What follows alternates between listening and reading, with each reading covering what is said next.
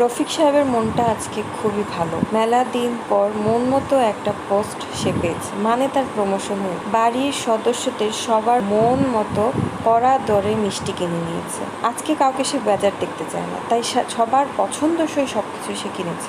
ভাবতে ভাবতে সে তাড়াতাড়ি করে বাসে উঠে পড়ে। বাসটা মোটামুটি আজকে ফাঁকা, খুব জলদি সে নেমে গেল। রাস্তাটাও ফাঁকা, যেহেতু আজকে দেখতে দেখতে প্রায় 11টা সাড়ে 11টা বেজে গেছে। হ্যাঁ, আজকে অনেক অফিসে কাজ, সবকিছু গুছিয়ে গেছে, বেরোতে বেরোতে তার সময় লেগে গেছে, তাতে আজ তার কোনো দুঃখ নেই। এরপর সে বাড়ির পথে হাঁটা ধরলো। হঠাৎ করে পেছন থেকে কে যেন তাকে বলছে, আমাকে কিছু মিষ্টি দিয়ে যা, কিছু মিষ্টি দিবি না আমাকে? খুব ন্যাকো ন্যাকো গলায় কে যেন তার কাছে মিষ্টি চাইছে। আশেপাশে কাউকে দেখছে না। হঠাৎ করে তার মনে হলো কোনো কিছু খপ্পরে পড়লাম না। ভাবতে ভাবতে সে তাড়াতাড়ি ছুট দিল। এরপর যেন কণ্ঠটাও তার পিছে পিছে ছুট দিচ্ছে আর বলছে, মিষ্টি দিয়ে যা, নয়তো কিন্তু ঘাড় মটকে দিব।